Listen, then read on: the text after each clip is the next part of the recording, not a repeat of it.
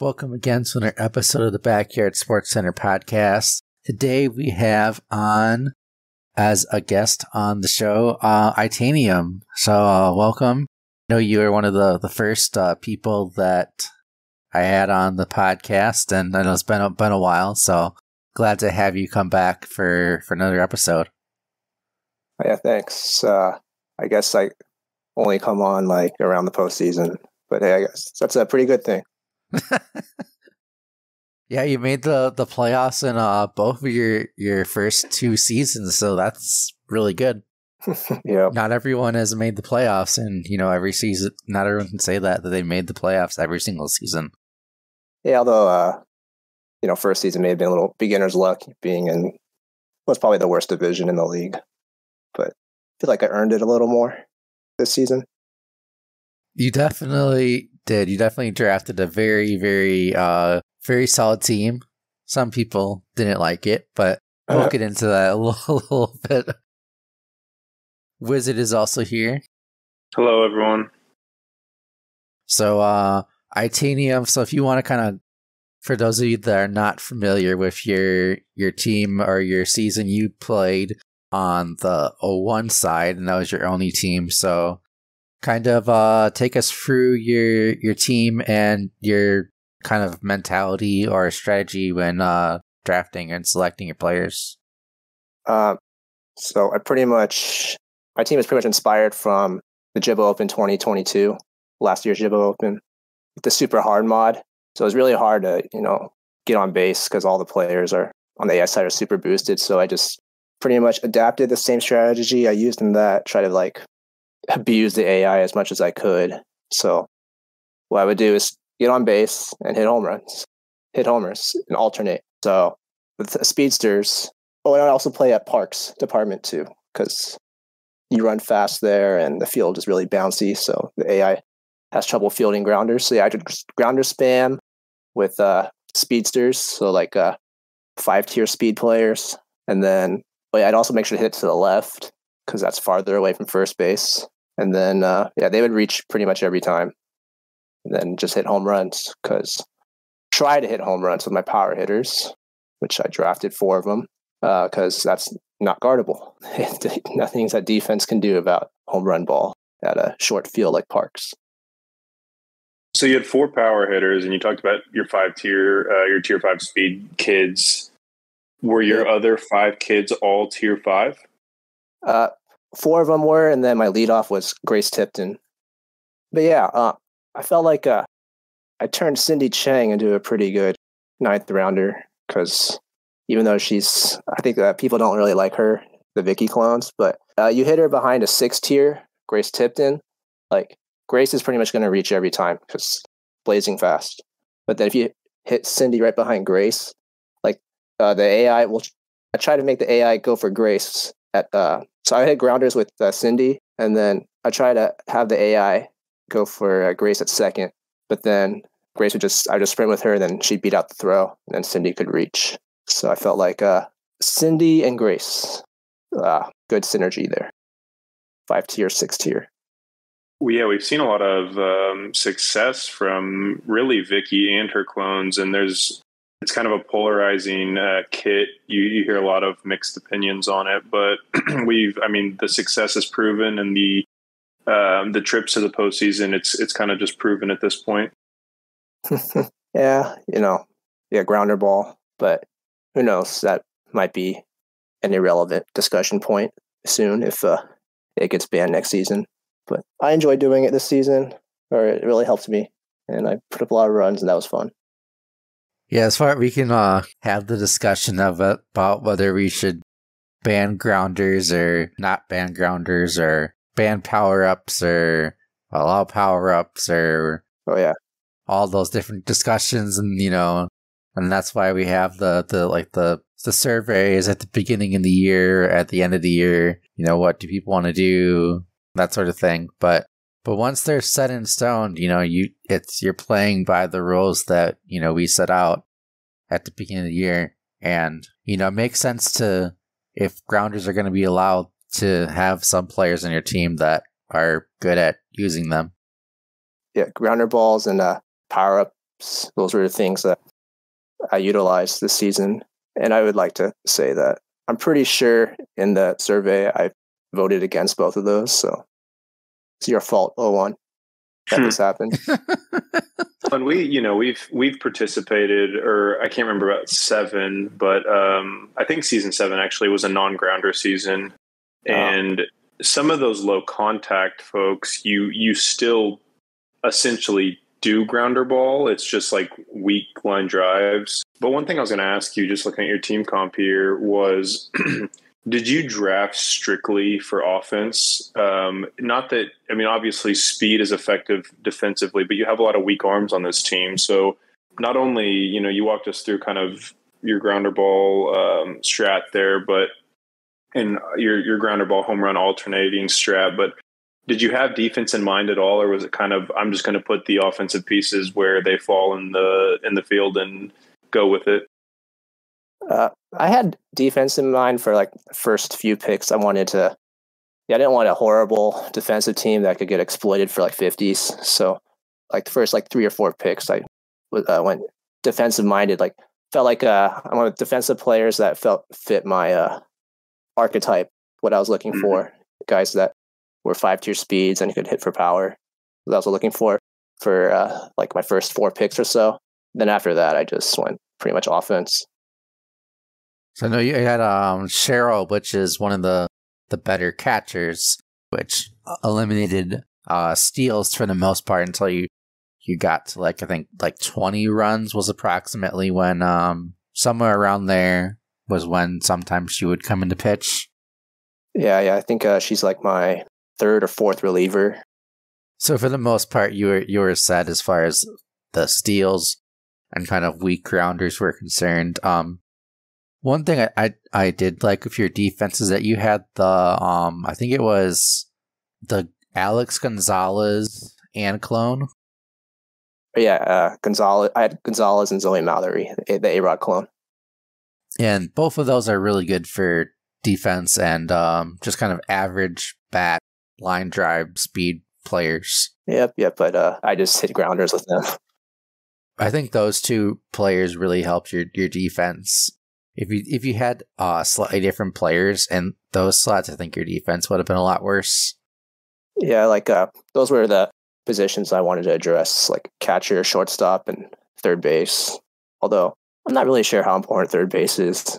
It's like I don't think I could hit it to the third baseman if I tried, but who knows? It's just a theory of mine for now. Maybe I could have gone a little more offense.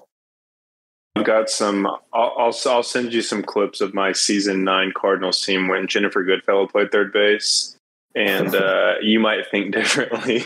So I guess it might matter at all. Speed, I think speed for sure matters there. It can be exploited if not. I don't know that it's a huge issue until somebody takes advantage of it, but yeah, third base is weird because sometimes you can exploit it and sometimes you can't. Because I've seen where you have a really, really strong arm at third, but they're slow and it's still pretty good.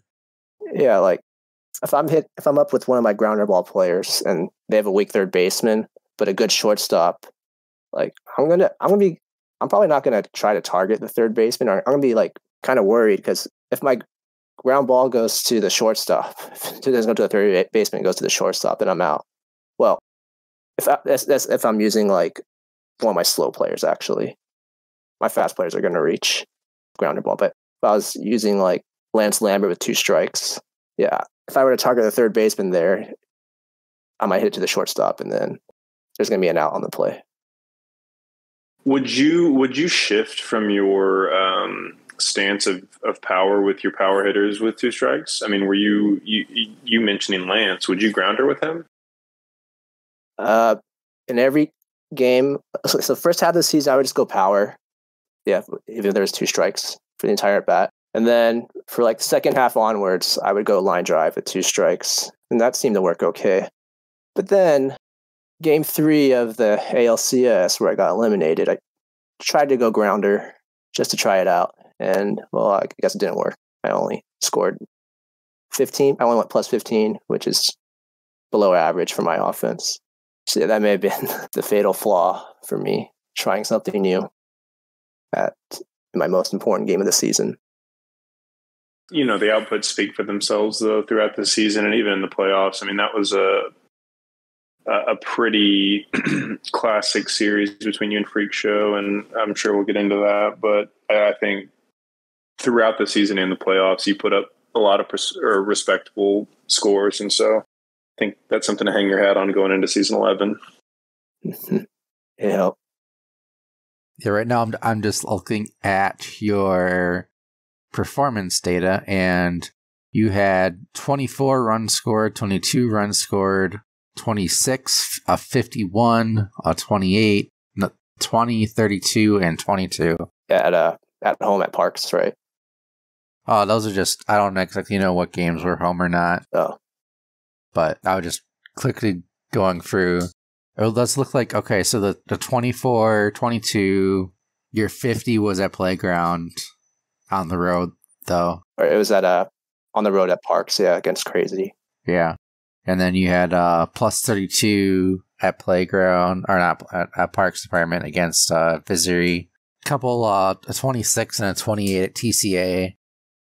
Yeah, I felt like just outscore people. Like, people, are drafting for good defenses, but if I can just outscore them, then I'm going to win games because, they're going defense, so they're going to sacrifice their offensive potential. But if I can just put up a good, consistent offense, I'll get wins. Yeah, and you averaged just under 22 runs per game during the regular season, which is really, really good. Mm-hmm. I don't care what field you are. If you're averaging over 20, you're doing something right. Yeah.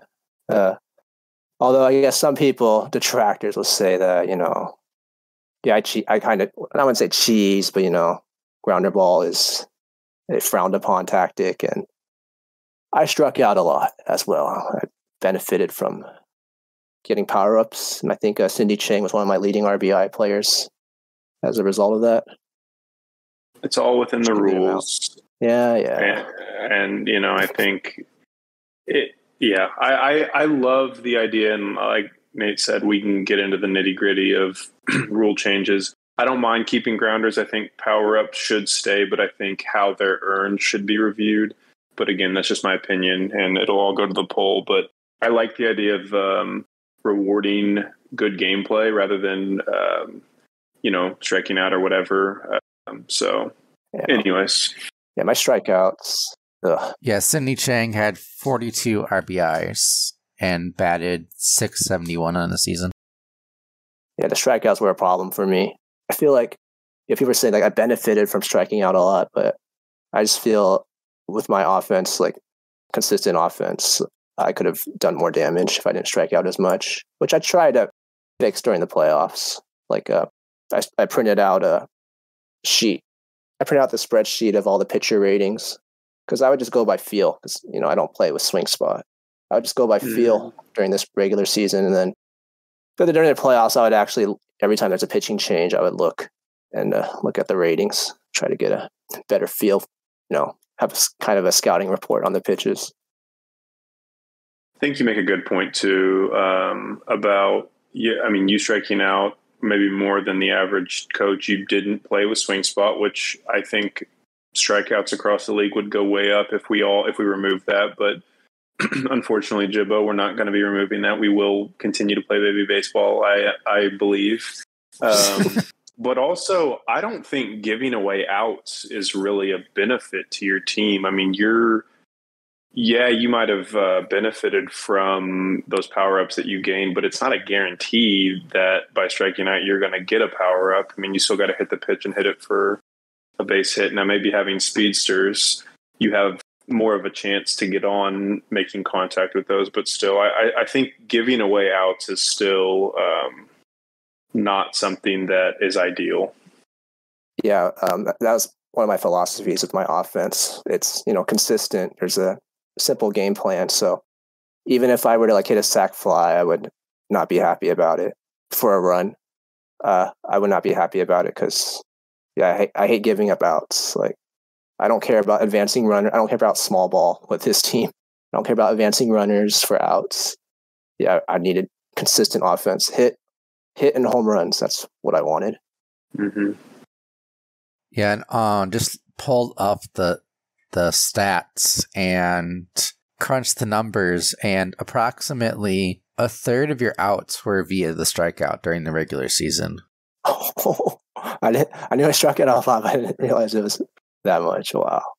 She struck out 73 times on the season, which equates to approximately 5.2 strikeouts per game. Oh, man. And given that you have 15 to 18, depending if you're home or away, Right. that's about a third of of your outs are strikeouts. Oh, dang. Yeah, it's something I'm probably it'll probably be a lot better next season now that I have the printout of the pitcher ratings right next to me. So I have a question. If you scored 20 runs on average without swing spot, how many runs would you have scored with swing spot? Like 15. I feel like I play worse with swing spot. That's weird. I would think that it would be the opposite. It's the gray circle. I don't know. I would just I don't know. I guess I don't use swing spot. I guess it's a matter of pride because, I don't know. I don't like it. And I also, played Little League for 10 years and there's no gray circle in real baseball. I guess that's true. You heard it here first. Itaniium, anti-baby baseball. Yeah. Might as well put it on a tee for next season, right? Yeah. Jibbo and I, we agree on that point. Jibbo and I we agree on being very anti-swing spot. Yeah, and Wizard, I guess you just got to add it to the possibilities for the merch store. Yo, no baby baseball? Or I'm playing baby baseball? Look, if it's league-wide, I'm all for it because I'll adjust. But if it's allowed, I'm using it. That's kind of how I feel. Yeah. It's a competitive advantage, in my opinion. I feel that a lot of people, because I watch a lot of streams this season, they just over-rely on the swing spot too much to determine their stance. And, being in the right stance is very important for hitting. And then, if you just watch the ball, you got to be watching the ball anyway, even with swing spot on or off. You got to watch the ball in order to be in the right stance. So I think, it could help playing with it off. Forces you to look at the ball instead of the gray circle. Shots fired, I guess. Yeah, people, look at the ball. Watch the ball. Yeah, we won't get into who you're referring to because otherwise you might start some arguments. Oh, yeah, I don't want to do that. Yeah, but let's get into some of the results from the 2001 playoff bracket. Start on your side of the bracket, Itaniium. So first off, we had your series against the Cardinals and Cello, which you took 2-0. Game 1, you had a +22 to a +4, and then in game 2 was a +8 to a +2. So I know you kind of had some struggles against the Cardinals defense on their AI. So I think everyone did. We talk about that because I never saw them, and obviously, we've talked about at length the strength of their defense. So will you, if you remember from that series, walk us through maybe what gave you trouble specifically besides Derek Jeter? Yeah, he has Barry Bonds right next to him. Or I think it's Sarah Maxwell, the Bonds clone, at third base. So that eliminated my grounder ball game at his home field Ekman. At Parks, I guess I didn't have much problem with those strong arms on the left side of their infield because, it's Parks with the random bounces. But yeah, his team had strong arms everywhere. And I think like Vicky Kawaguchi in left field. So most people are going to pull the ball to left field and she'll probably catch it if it's in the park because she has good coordination, good speed. But yeah, just a really good defense. Wing at second, Mo at first, Veely in center. Yeah. I mean, he's got speed where he needed it and pretty good arms across the board and height at first base. I mean, it's well put together. I'm glad I didn't have to play against it. Yep. Cello's team, but with Viscery as general manager. Sure. Yeah, that's a good way of putting it. Yeah, it's a Viscery built team, so there's nothing wrong with having a GM. Nope. I didn't really need to score that many runs against this team, like at Ekman, because I felt like the offensive potential wasn't quite there. It's such a defensive-oriented, defensive-focused team that if I could just squeak out just enough runs, then I'd be able to get by cello in that defense. Yeah, the Cardinals did not have enough power to score well at Ekman. A lot of 80 power bats, so definitely can't hit homers there. They got to go line drive and I guess small ball. Seems like that team would have been better suited for Cement Gardens. Mm-hmm. Oh yeah. But you advanced through that series. I don't know exactly what your stats were. But the other series in the first round on the American League side was Freak Show's Astros against Visory's Royals. Fierce matchup in this one between the 2 seed and the 3 seed. Freak Show took game 1 plus 13 to plus 7. And then Visory took game 2 plus 17 to plus 9. And then Freak Show took game 3 plus 23 to plus 10. Yeah, these were the two teams, pretty much early on I realized that those two teams were going to be my biggest competitors, Freak Show and Visory. So, my goal for the regular season, once I noticed that, was to get the 1 seed just so that I could avoid facing one of those guys in the first round. Mm-hmm. And then, I barely got it, I think, because results went my way. Yeah, I won my last week's game, and Visory beat Freak Show for me. And then I was able to avoid facing one of those guys in the first round. But yeah, those guys were scary, and I'm glad I avoided them the first round. I think that's obviously, easier said than done, but a good thought for you to have early on. And this was a series where the home team won each of the 3 matchups. And so I am in the same camp as you when it comes to I'd rather be the away team. But how do you feel that the home team took all 3 in this first round? Do you feel like it was because they were playing at their actual home fields or just maybe happenstance? Yeah, I guess playing at their home fields, but I felt like the first 2 games, they seemed to be kind of nervy. They're both really good offenses, and Freak Show won by going plus 13 in game 1 at his home field, and then Visory won by going plus 17 at Steel. Yeah, and then Freak Show's home field was TCA. They're both offensive fields, so I think they're just they're really nervy. They knew that the other person was capable of scoring a lot of runs, and they knew they had to be at their best to win the series. So the first 2 games, I think, they were nervous, and they didn't score as many runs as they would usually. I feel like they usually do. I mean, a plus 17 at Steel, I'll take that any day of the week. Yeah, I don't know. I guess that's pretty good, but Visory can do better than that. I felt like. On that note, I wish we would have got gotten a real Game 3 performance from Vis in this 0-1 league. I just don't think that their heart was in it, and that's always hard to see for any of our fellow competitors. But plus 10 respectable, but I think, like you mentioned, IT capable of so much more, and I don't think that their head was in it. So yeah, I remember that. It was Visory played game 3 directly after game 2, I believe. And I think Vis wasn't really thrilled with his game 2 performance, but, got the win game 2 anyway, and then decided to play game 3 right afterwards, and probably wasn't in the right headspace. And then Freak Show ended up recording that game, so I was saying that Visory probably wasn't in the right mindset, I don't believe, for game 3 because it was played right after game 2.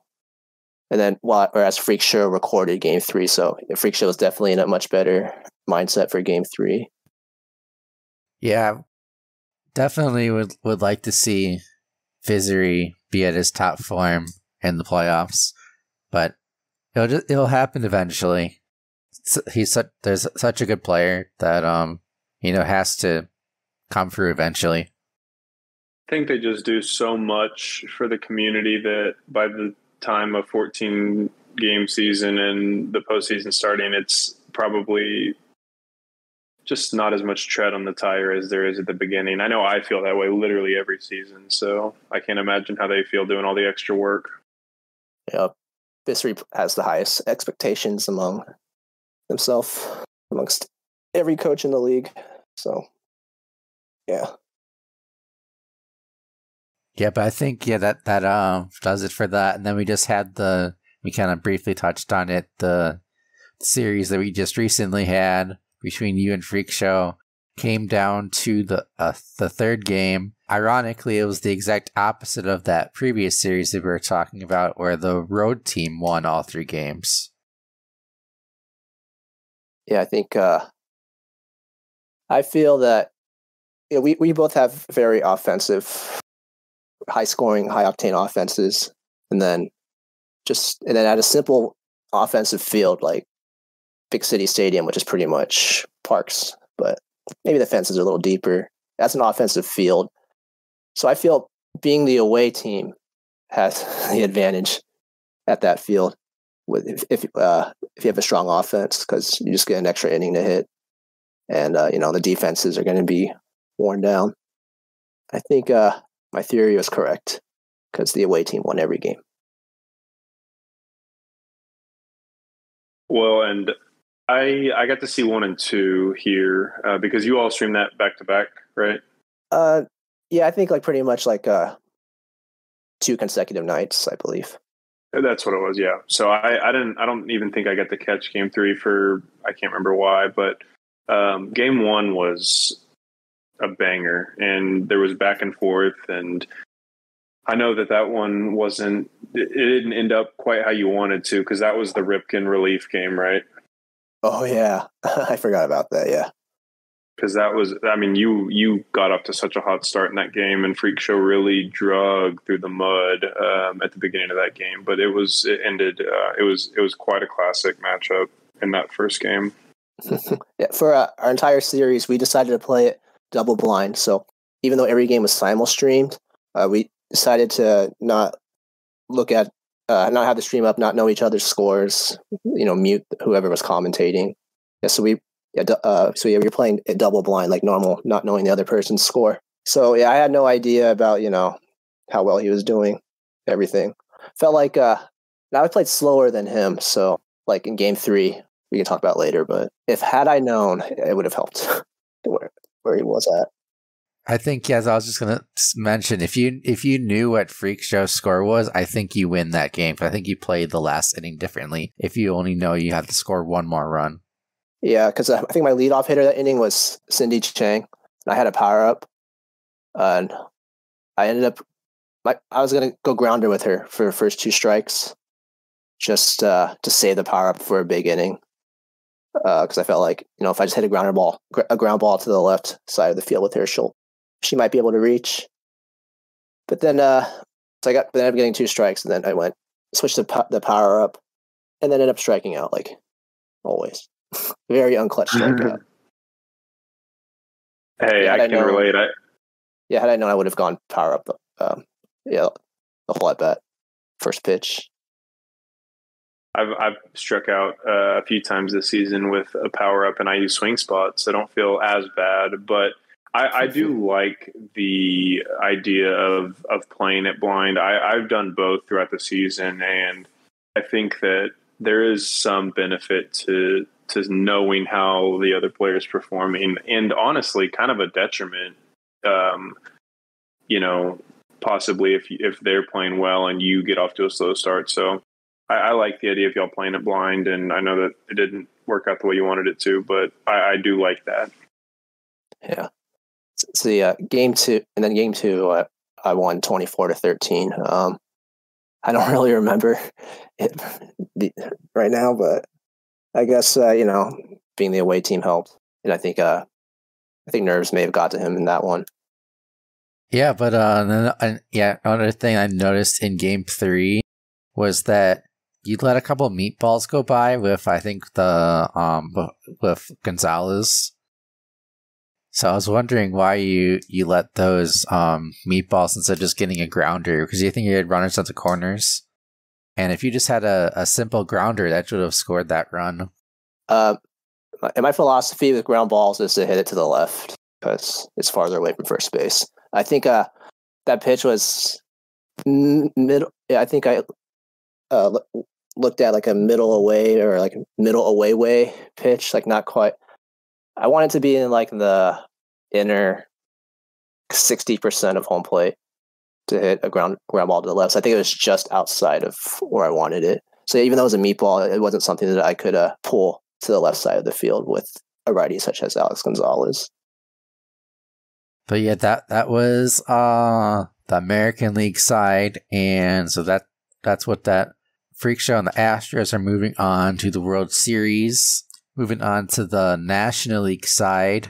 I don't know what series you wanna start with. Do you want to start with your series, or should I start with my series, Wizard?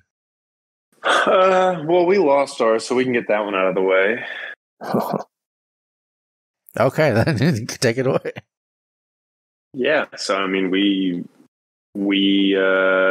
lost both games here to Uria's Monsters. Nail biters. Yeah, two really good games. I sat on game 2 for a few days, really, really upset. I know that we've all seen people or coaches in the league take losses really hard. I do too, especially ones that game 2. I had a play where I hit a ball to right field, and I don't remember games like this, but this one obviously traumatized me. So I hit a ball to right field. I had a runner on second. I ran it was Sammy. Yeah, Sammy was on second. So I don't remember. Tracy Hobon hit it. I went for a double with Tracy and sent Sammy home, and it drew the throw to second, and they put Tracy out. And if I score that run, I win that game 6-5. So I don't know if I advance, but it at least gives us a chance at game 3. So anyways, into a tough season. We had 2 award winners on that team, and it was a really fun team to play with. And Uria has had a really hot run here towards the back end of the season that we will get to here in a few minutes. But yeah, I mean, good season, playoff team always feels good, and we just gonna try to carry that momentum into season 11. Bobby Bullgreen, rough. You can't be really too disappointed with this because you still got another team alive. Yeah, being able to make the playoffs in both leagues was definitely an accomplishment we were proud of. And yeah, like I was only half eliminated. I can't remember who it was that was like, I lost game 1 and I was like, I'm going to play game 2. And they were like, imagine being eliminated in one day. And I was like, I got another team. I'm not getting eliminated today. So, yeah, I mean, Bobby Bullgreen had a really good series against me, and we simul-streamed these 2 games in the same night. And so that's what I remember specifically was Bobby Bullgreen hit at least 2 home runs in this series. But I don't remember exactly, but yeah, that's it. And Uria, former commissioner, he took care of business. So it felt like your mindset or, was off, playing a simul-stream but co-streaming with Uria for those games. Usually I like definitely streaming, but I don't mind simul-streaming because as a diagnosed ADHD, I like having lots of stimuli going on. I feel like it just, it fills my prefrontal cortex. It's what I need. And so I feel like I can take advantage of other people on simul-stream. I hate to say that, but like kind of distract them just through conversation or whatever it is. I had a run there for a while where I had not lost a simul stream game. This was the first season I'd lost one. And so, no, I think I had 2 holes in this lineup. And I don't know that I'll draft either of these players again. Tracy Hoban, I did not particularly enjoy. And Terry Vega. Terry Vega was awful all season. He ended up hitting a home run in the postseason, but I could not figure him out. He was a hole on defense and didn't provide me enough offense. And I feel like, get enough value out of Juan Gonzalez as a third rounder. I felt like I didn't hit well enough with him. I mean, he provided good defensive value, but that was somebody that should have provided more offense from that round value that they didn't. So I think it was just really an underperformance by me. And, we kind of went as Sammy did, and I don't want to put it all on his shoulders, but he also didn't have the best postseason either. So, I'm responsible for you for having Sosa because I did draft Sosa early, but then I wasn't swinging well with him in my scrim games, practice games for this season. So then I just said, like, I think I'll better luck with Cheryl Reynolds. So I offered that trade to you, and then, we agreed upon it. But then I found out later on, apparently doesn't make, like, there's no such thing. There's no difference between Sammy Sosa and Cheryl Reynolds, like with their swings and stuff. Apparently, is there not? Like, so I heard from like Eights. Eights said that Viscery said that everyone's timings are the same. So apparently it's just like mental, I guess. Well, I mean, but you said the generic swings that I can see your point. And I had Sosa last year with the Cardinal, or with my season 9 team, and I didn't mind. I mean, I was, I had tried to make a trade like this season 8. I had 3 shortstops on this team. I ended up I won't get into the weeds, but I tried to trade Marilyn McDonald to Shrews for Jeter because I wanted to do the Jeter A-Rod boost. All right, yeah. And he would not trade me. So that I did not have success with the generic trade in that moment. So, oh yeah, I lied to you when I was offering it to you. Yeah, you told me you wanted a girl. I wanted more girls on my team because I only had like Lena Ing was my only girl last season. I didn't want to tell you that was just because I wasn't hitting a Sosa. I'm pretty easygoing, man. You could have come into my DMs and told me that, and I probably would have agreed to it. So I wouldn't have. I'm ruthless, leverage and everything. It's like, no, you're gonna have to give me. Yeah, what else could you? Yeah, exactly. Me, So yeah, it was tough, but happy with the season overall, and we got 2 awards, and we got a unanimous Ace Wilson winner, and well deserved to Sonia Hagen there. So, Nate, you want to talk about your Personisl series? Yeah, sure. So partially because of some emotional PTSD that I have left over from Repub and Emery, I was a little scared to stream my game, so I chickened out, and I just was like, I have to win. I have to get out of round 1. I have to get out of round 1. So that was like the only thing, like, I like entirely wanted to like focus on making sure that I didn't have any like distractions or whatever, because I just wanted to make sure I did everything that I could have done in these 2 games. And game 1 went probably about as perfectly as it could have been. I don't exactly remember stats or whatever, but had some I think both Gore and Rachel hit at least 1 or 2 home runs each. It was a really good game.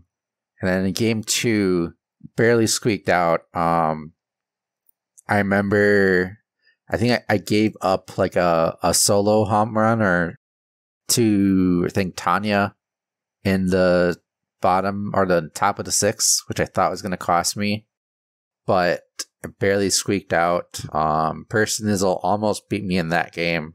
I think it was Tanya popped up with like the bases loaded and 2 outs, or I don't know if it was bases loaded, but she popped out to like end the game. And if she would have hit a home run, that would have been tied or something like that. So we squeaked out. We finally got past the dreaded first round. Finally got past our Emery demons. But found out that had some more demons that we did not know existed in round 2. Are you speaking of a specific player there, or a monster? Yeah. Monster, that's a good, yeah. There's one particular player that I have a vendetta out for. I think you and I share a disdain for this player. I agree. Yeah. I lost him 3 times last season. Gee. How? Once in the regular season, twice in the playoffs. And he's memeing. He's using a meme team. Yeah, Bobby Green. I hate you, Bobby Green.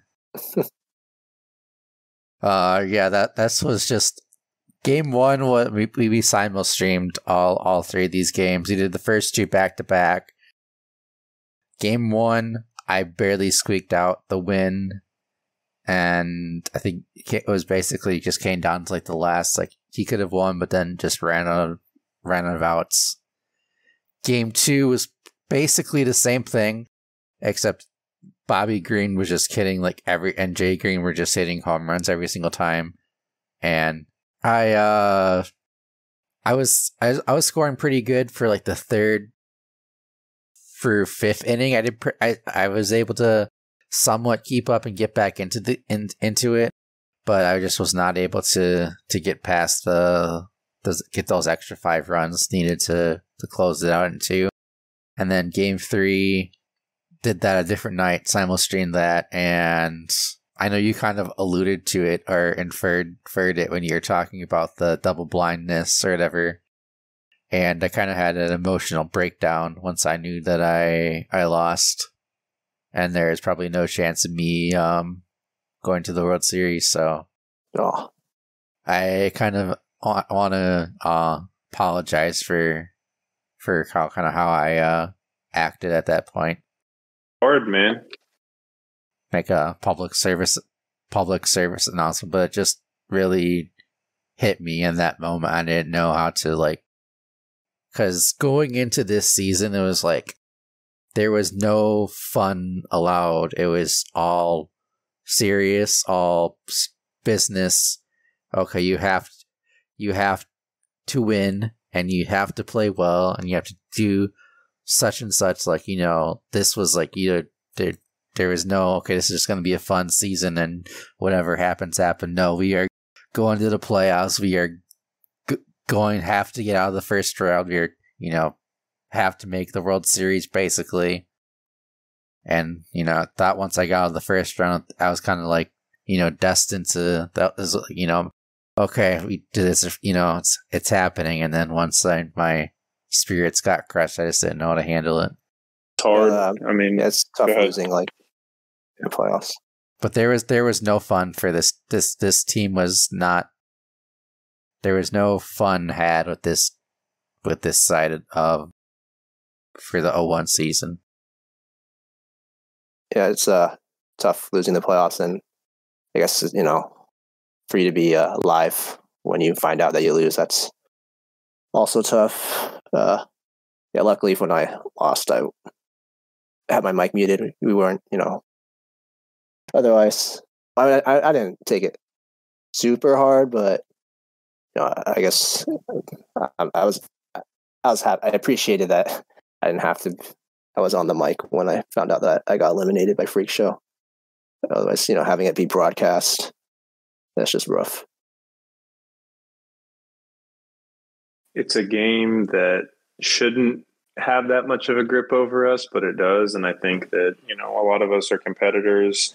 I don't know that I ever see a casual versus competitive split happening. I mean, I think the reason that people join the league in the first place is because they have some competitive, itch to them. I don't, the casualness is just kind of personal season or whatever to me. So I completely get where y'all are coming from. I have already felt it twice, and then I got brought back from the dead once, but. Yeah, I get up to Uriah. Like, his offense, I was looking at the runs created stat.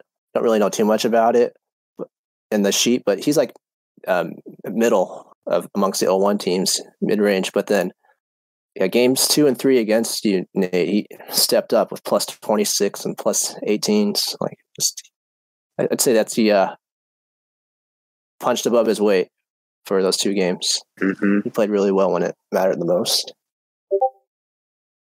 So yeah, they're just kind of tough to handle.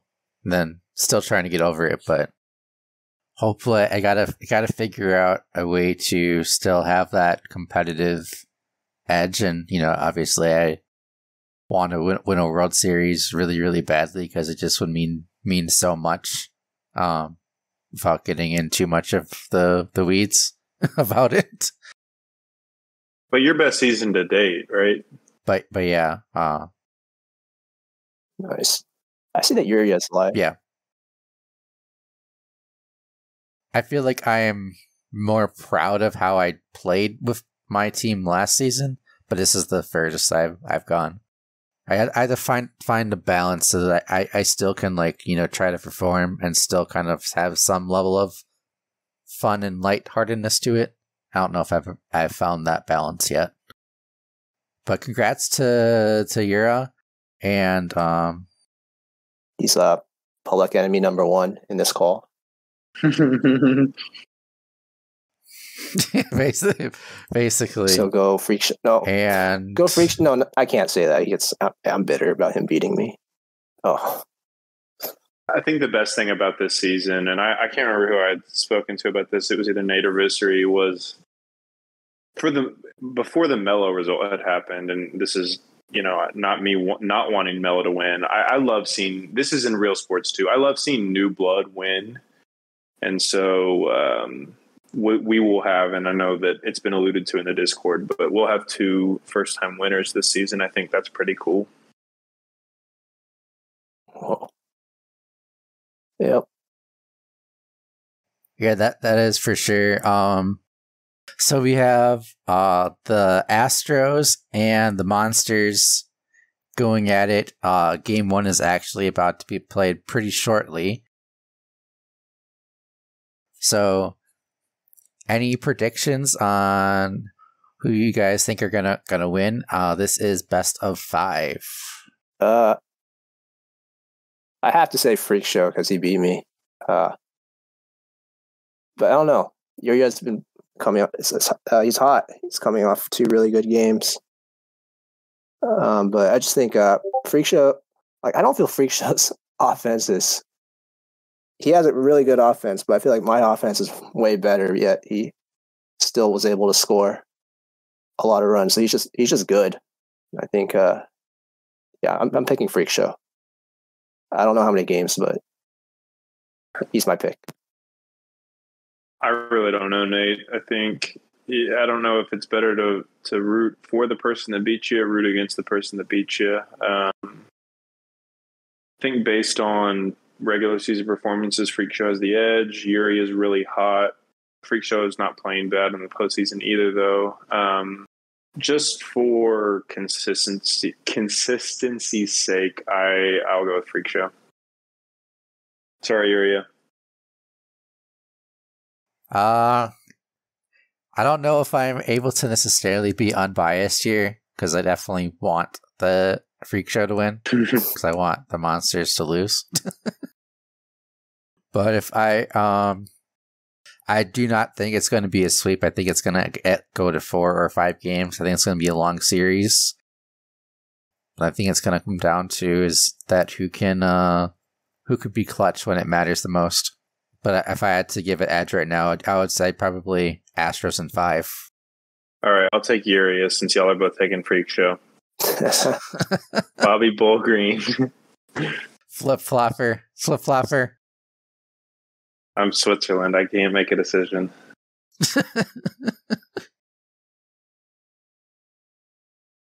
So yeah, that is the 0-1 side of things.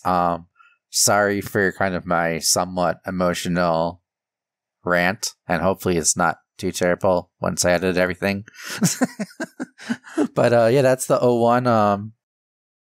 Best of luck to both of our finalists in the World Series, both to Yura and Freak Show. Obviously, we wouldn't be here if it wasn't for everything that Yura has done for this league. So, even though, I lost him, we are all incredibly grateful for all the blood, sweat, and tears that he has put into making this league still, exist and thrive 10 seasons later.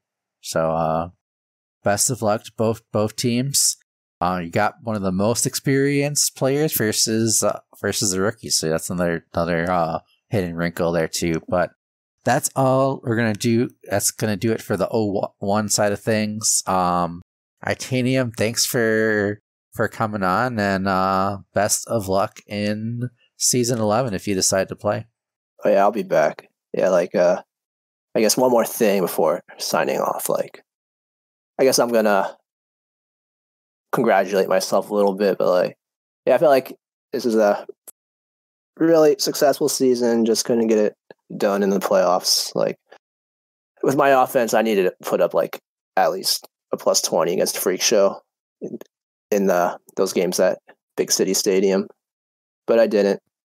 But yeah, I scored 306 runs this season. I'm looking at the record book. If you consider the Locks era, second place is Visery from last season with 289. I had 306. So yeah, it was a really great offensive season. I feel like I had it all set up and just couldn't get it done. And I guess that's the league for you. Sophomore slump and nothing but success in the future. Yeah. All right. Yeah. Thanks, guys, for having me on. Thanks, IT. Yeah. See you later, and but best of luck in the future seasons. All right. See you guys. Thanks, dude. And now we are moving on to the 2003 season. This season, in season 10, we had both an 0-1 and an 0-3. Thanks again for Itaniium for helping us recap his season and the 2001. So, Wizard, how about let's start with the front yard side of things on the 0-3, starting with your first round matchup against the Mets. Yeah, so we first round, we as the 4 seed, so the second wild card, it came down to some end of season stuff between us and the Padres, but we ended up making it in as that 4 seed. We took on Visery's Mets in round 1. Vis being the 1 seed, having a great regular season. They played at Casa de Pablo, which I have a checkered past with, to say the least. But we went there for game 1, and we had a pretty close matchup, 7-5 in favor of the Mets. So they took game 1 at home, which was really similar to our week 1 matchup. I put up actually the exact same total. They put up a 5 and change. With the multiplier there. So they took game 1. We came back at home and had a decent showing at TCA, but nothing crazy, just a 10 spot. But Visery put up a 5, so away teams matched 5s. And then we kind of had an offensive explosion in game 3. I can't remember. It might have been our best output of this season, but it definitely was a strong output for Casa, and we took that one 19-3.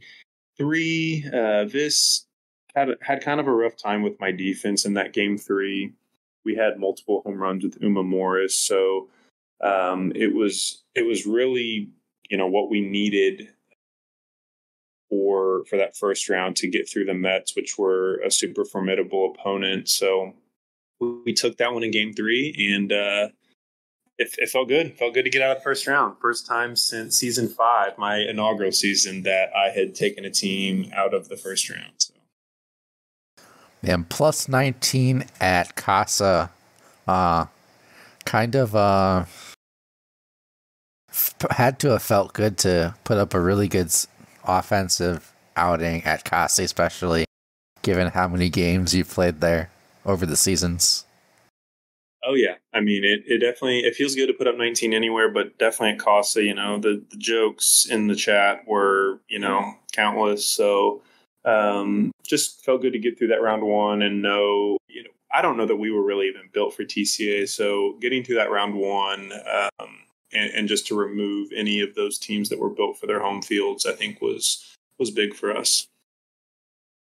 Yeah, I feel a little bit, Vizuri, I think, it's definitely struggled with that defense. Your defense is definitely one of the top builds as far or characteristics about your team, especially with Hellerman or Hellcat, as Mike Madness would like to say. Yeah, and she's been good. When Ace helped me build this team, I was super skeptical about taking Hellerman in the 3rd round. I think just giving up offense that early in a draft is always something that is scary. But she kind of proved herself this season on the AI side. She gave a lot of offenses trouble. So it worked out. I think there are some weak spots in this defense, but it held together pretty well all season. So we were pleased to see how they fared in that first round. Yep, and then the other front yard series was between Bobby and the Texas Astros and the Super Duper Diamondbacks. Pepsi, a very offensive roster with Henri and Jennifer Goodfellow, Sean Green, Faye. So he had a very offensive roster compared to Bobby, who had the best defense in the history of RBBL, considering if you taken the least amount of runs given up of all time.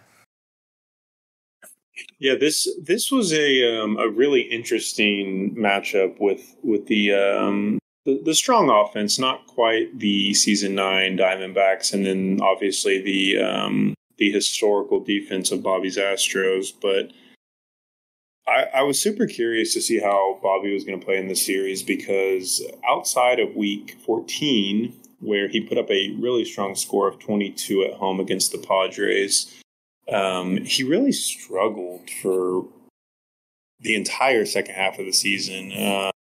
And so going into the playoffs, I mean, we called him Good Luck Bobby because he ended up getting results in a lot of those games, but he finished the regular season strong. But aside from that, I was very curious to see how they stacked up against the Diamondbacks, who we know have the ability to put up a bunch of runs.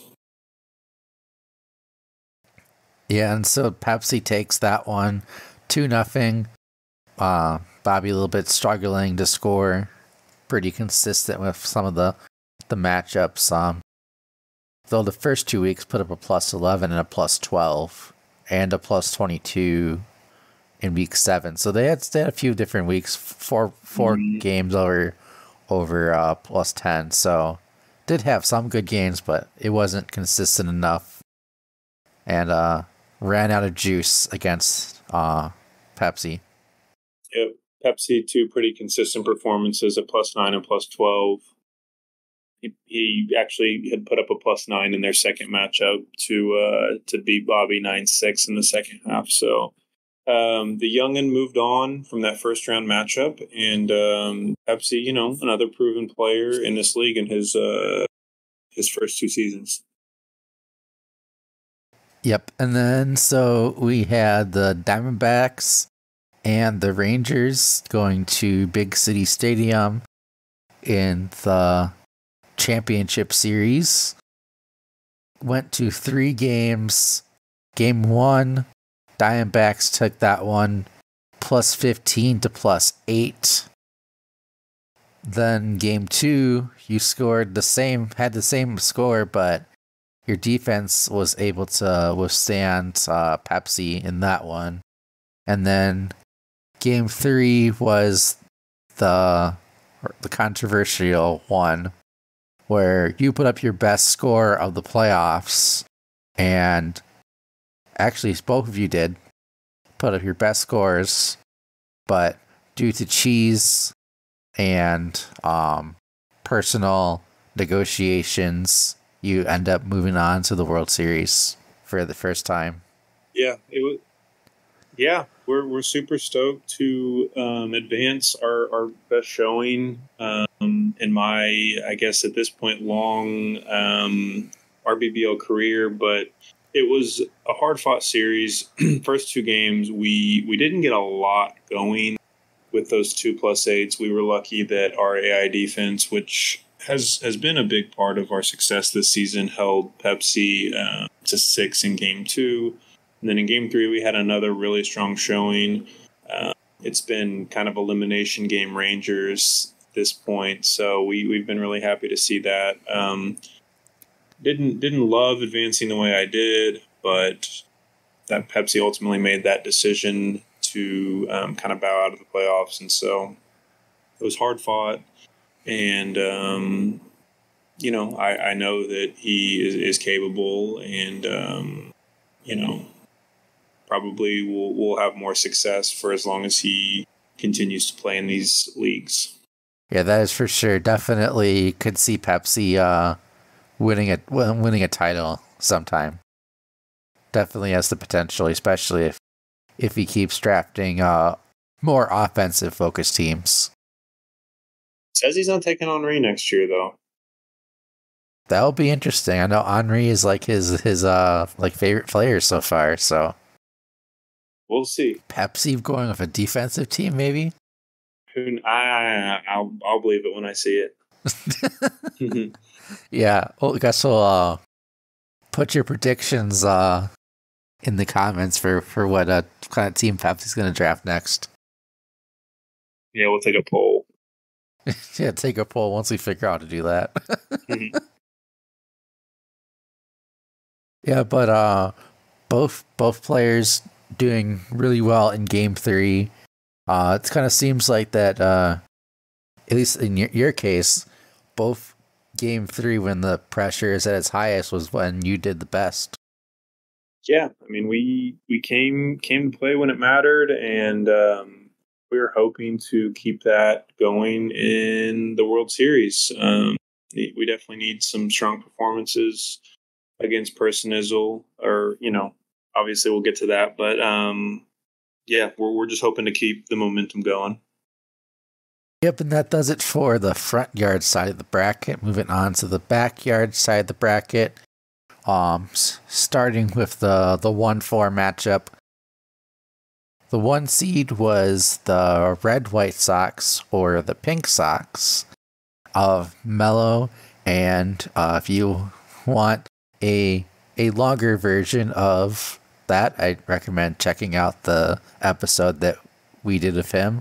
Explained in great detail kind of how the team originated, and kind of has a lot of other various memoirs and details about his team. So if you're interested in that, I definitely recommend checking that out. Drafted a pretty well-rounded team, and led that to 11 wins as the 1 seed, going against Constellation Shrews. Not going into the Constellation Tournament this time. First time making the playoffs.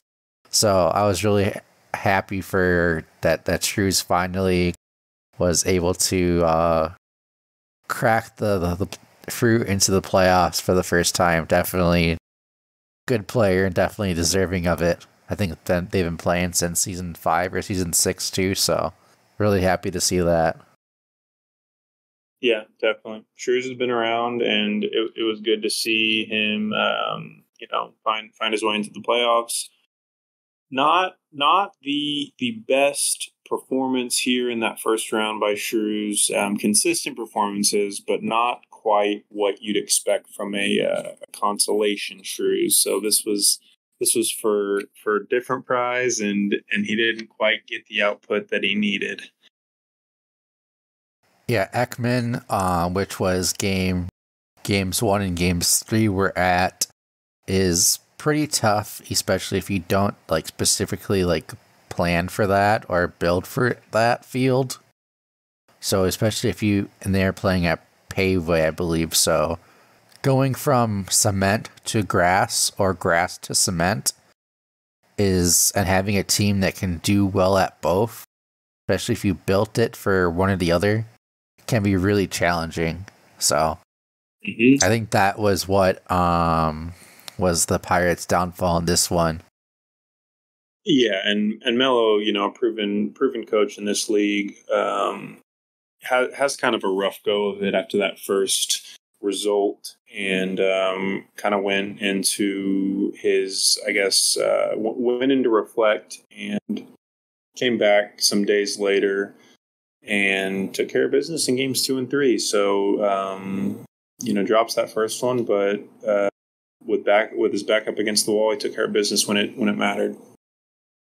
Yep, and moving on to the 2-3 series, the Toast and the Minnesota Twins winning the Backyard League East Division title, going against the first wild card, the Humongous Marlins of Persnizzle. Persnizzle takes this one +11 to +13. Toast, kind of really good player. Had some rough goings at cement fields, ironically, because TCA was his home field. And had 2 rough games at cement. That's was kind of similar to how Shrews did, both of them kind of struggling on the struggle bus this postseason. And the Marlins take care of business +11 to +13 with all their grounder ball and speedsters. Yeah, Persnizzle, and by record, Persnizzle had a better regular season than Toast, but hard to see. Toast is a fan favorite, and Persnizzle kind of taken the leagues by storm. So it is good always to see some new blood having success, but hard for any Toast fans out there to watch that 2-0 series loss, but big on Persnizzle taking care of business. Yeah, I definitely was cheering for Toast in this one. Yeah, that's no offense, Persnizzle. No, he did great, and he had a great. I think it was just a factor of roster construction. The Marlins had a better roster construction for cement, and both games were played at cement fields. I think it was simple as that. Sometimes that's all it is. So then the championship series of the Backyard was between the top 2 teams of the Backyard West, Melo and Persnizzle.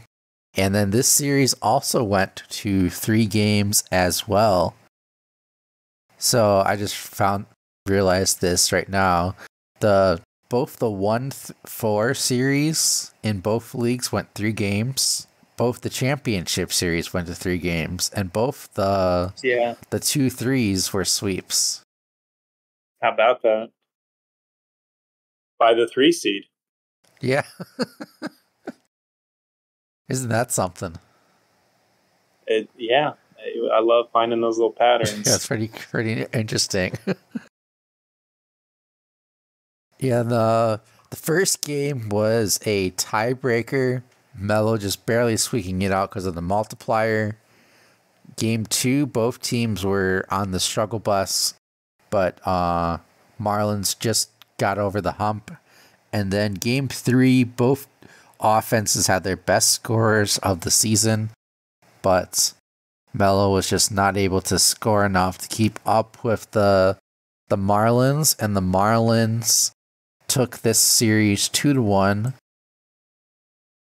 Yeah, and I know Personizal was really nervous that game 2 score wasn't going to be enough, but sometimes that's just the way it goes. And we talked prior to starting this recording, Nate, about kind of sometimes you win with a 4 in game 3, sometimes you lose with a 13. So it's really just the timing of things, and it's really hard to feel confident knowing that you don't have control over how your opponent plays.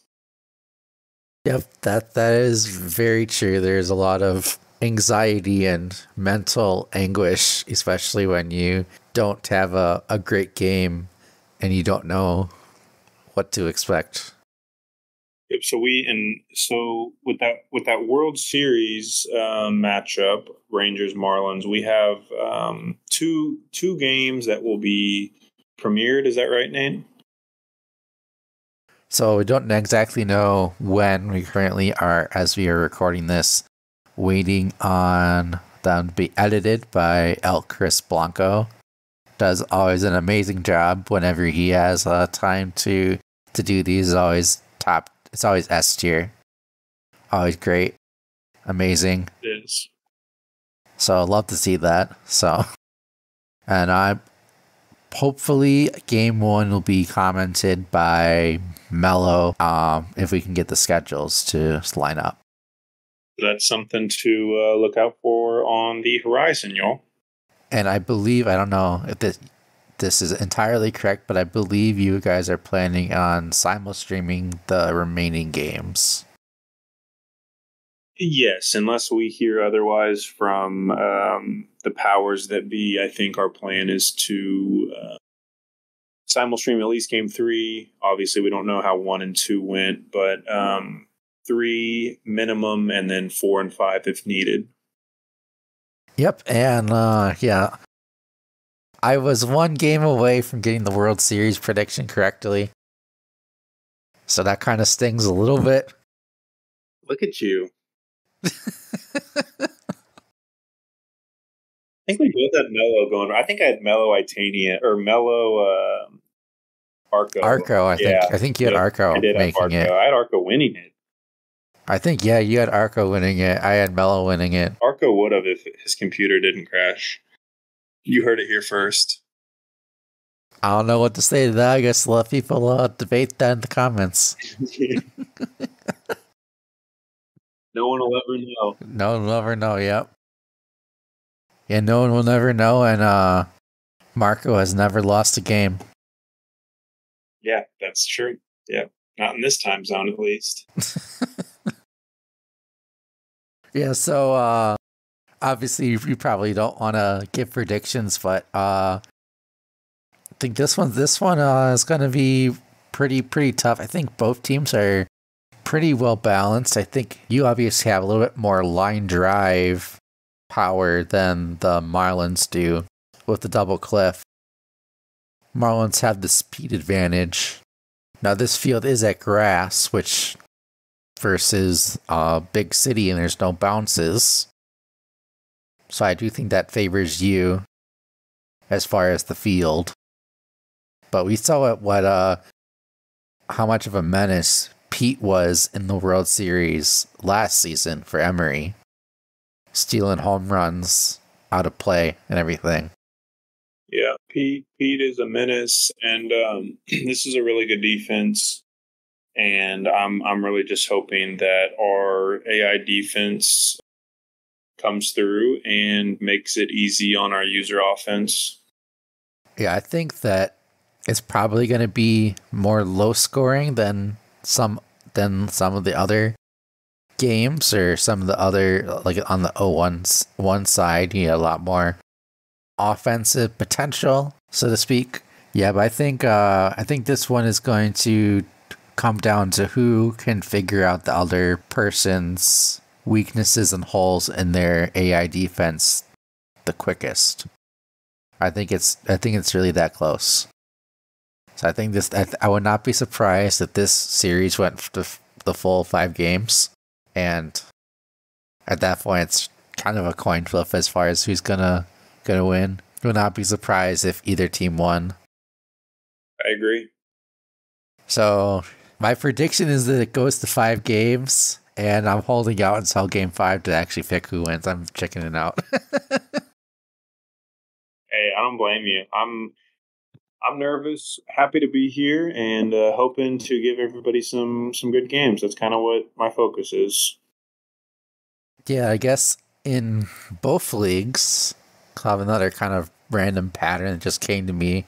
You got a grizzled old veteran versus a rookie.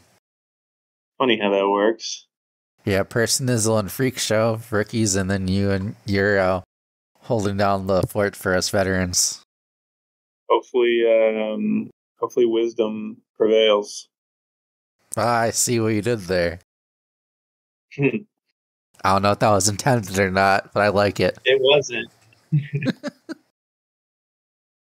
I guess that does it for this episode. And that is going to do it for the RBBL season until the kind of do like the season end kind of recap and World Series. Hopefully, gonna have some interviews based with the champions of both the 01 and 03 champion, whoever those might be, and then possibly go into some kind of like the season stats and kind of just put a nice bow off on season 10.